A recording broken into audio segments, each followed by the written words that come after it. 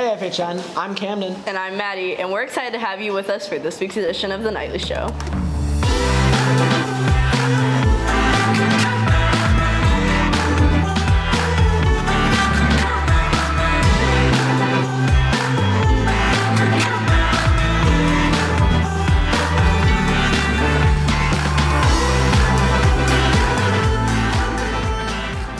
The Francis House School Board has come under fire after a controversial decision to remove Black history and Black literature from the school curriculum.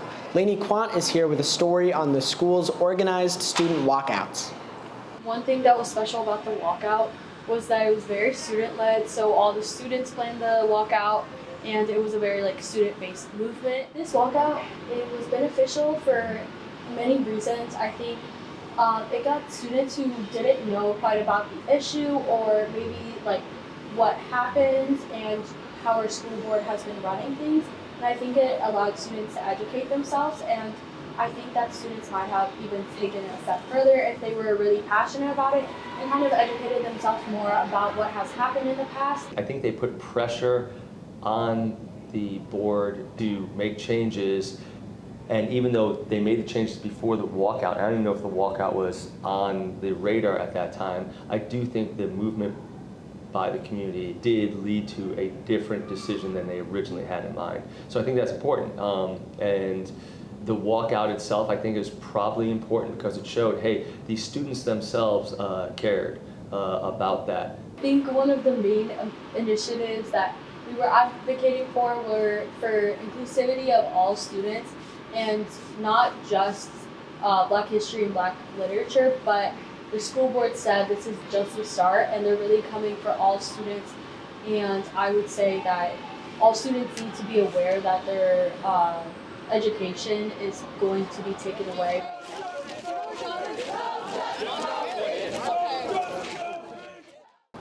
Don't forget this weekend is Snowco. The dance will be held Saturday night in the Commons from 7 to 10.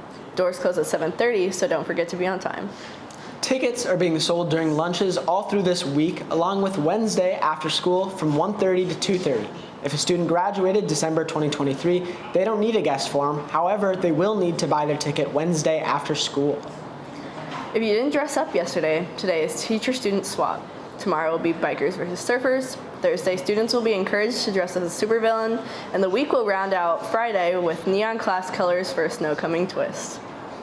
Snowco isn't the only thing going on at school this week. The robotics team is hard at work preparing for state qualifiers, which is coming up on February 10th. The team practices are being held every Friday after school in room 49. Savanna Deganhardt is robotics vice president this year, and Melissa Guerrero has a story all about her and her work with the club. Savanna Deganhardt is a senior here at FHN who is heavily involved in the girls' robotics team, the Roboties. She is the main coder for the team and hopes to pursue coding in the future.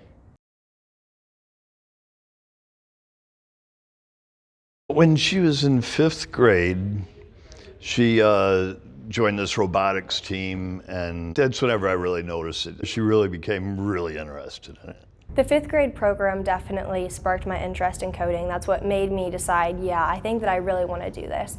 But it was further confirmed in high school whenever I started doing coding classes and whenever I became a co-founder of our girls' robotics team. While Savannah's love for her work has continued to grow, what she's done hasn't been forgotten by others. Savannah is great. She listens, she makes adjustments, and she works well with others.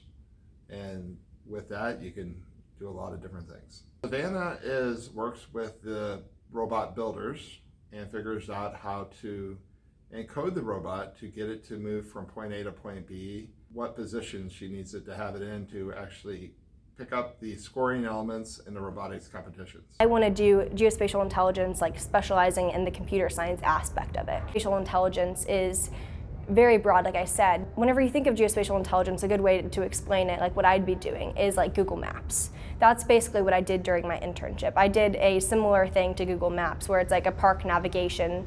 I made a park navigation template for future projects. That way then you can reuse that code to navigate around parks, on an app. She wants to achieve, and she figures out how to have others help her achieve. And She definitely is big for team environments, but yet she needs to be able to figure out how to get what she needs done, and she separates herself from the crowd if she needs to be able to work on tough programming issues. My advice is to not be intimidated by the lack of women in this field. You got this, you can do it, you're just as capable, stay in the class, see it out, it's gonna be okay. Moving into sports, swim is ramping up as they prepare for the first round of GACs. This coupled with our Cross at the Sea week to celebrate our basketball team taking on House Central this Friday, February 2nd. And prep for the spring sports, we've got quite the week ahead of us. One of the ways students prepare for spring sports is by training outside of school. Here's a story on a local tennis coach by Max Fitzsimmons. Well, my name is Daniel Gomez, and I'm a tennis professional at Guerrero West.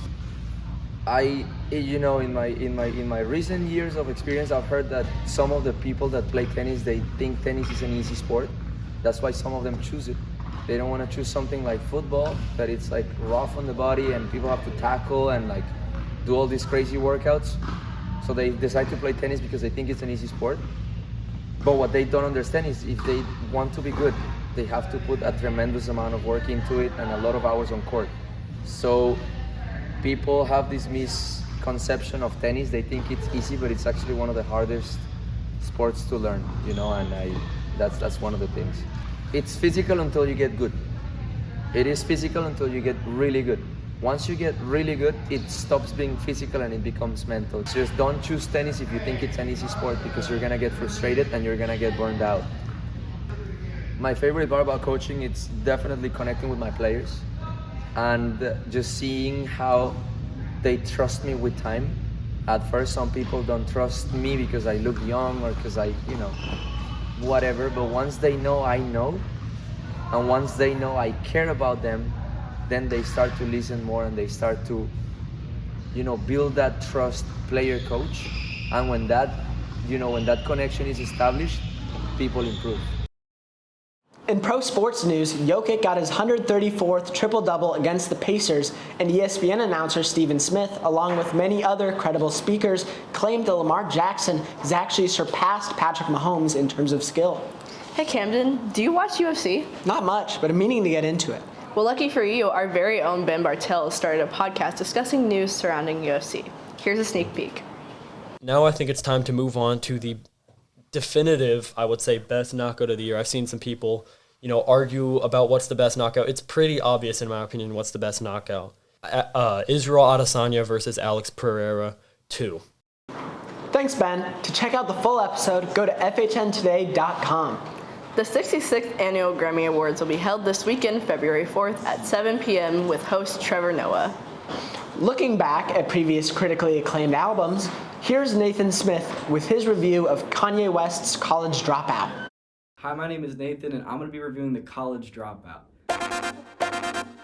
The College Dropout is critically acclaimed musician and producer Kanye West's first album. Debuting in 2004, it set the standard for sampling and production in the hip-hop community at the time.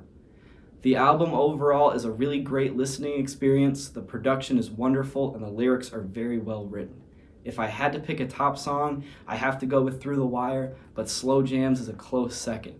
If I had to say some negatives about this album, I would say that the skits seem a little bit out of place and kind of break up the album in a weird way that I'm not a huge fan of.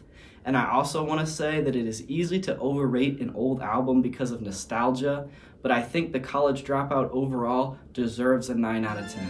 What do you guys think? Is it too high? Is it too low? Let me know. Thanks, Nathan. And closing off this week's show, Max Ramirez has a video game review on Slime Rancher. Slime Rancher is a relaxing, only sometimes panic-inducing game where you play as Beatrix LeBeau, who moved to the Far Far Range, a ranch light years away from home. That's all you know when you start the game, and that's really all you need to know because the game is not story-driven at all. You sometimes get emails from Cassie, your special someone from your home planet, and you get to learn a bit more about Beatrix's life back on her home planet. Other than that, you spend all your time with these adorable slimes. There are normal pink slimes, dangerous rock slimes, and some very unique ones like the quantum slime or the mosaic slime. On this ranch, you use your vac pack to vacuum up slimes, snacks, and plorts, which are little gems dropped by the slimes. You sell these plorts to earn money, and with the money, you buy more corrals, which lets you keep more slimes, which give you more plorts, which leads to a perpetual cycle of cash income. With all the slimes you have, you need to keep your ranch organized, which is why they allow you to design your ranch in any way you like. You can buy corrals to keep your slimes contained, gardens to grow food for your slimes, and chicken coops to raise chickens for reasons, and silos to store extra food. Just be sure not to fill a corral with too many slimes, or some, or all, may escape. When selling plorts, you'll have to pay attention to the plort market, which basically just says if plorts are selling for more or less cash. So sometimes it might be better to wait a day to sell some plorts if you're really in need of cash. Alternatively, if you feed different plorts to your slimes, they'll turn into largo slimes, which are fusions of the base slime and the slime the plort came from. They're larger and harder to manage, but they also give you both types of plorts when you feed them, so they're nice to keep around. Now, to gather slimes for your ranch, you have to travel out of the safety of your ranch and explore the rest of the range. Some areas, like the dry reef, are more narrow with only a few types of slimes to collect, while others, like the moss blanket, have even more slimes with plorts that sell for 10 times more than other slimes. While you may be exploring to find slimes in different items, the exploration itself is probably the best part of the game. Using your jetpack, traversal is fun and easy because with enough effort, you can fly just about anywhere. You'll also be able to upgrade your jetpack and other things, like unlocking more parts of your ranch. Also, thanks to a few updates, you're able to find costumes for each of your slime types, making them even cuter than before. With its adorable slimes and calming exploration, I give Slime Rancher 8 puddle slimes out of 10. That's all we got for you this week, FHN. To keep up with us, be sure to follow us on all of our socials at FHNtoday and FHN Game Day. Once again, I'm Camden. And I'm Maddie, signing off.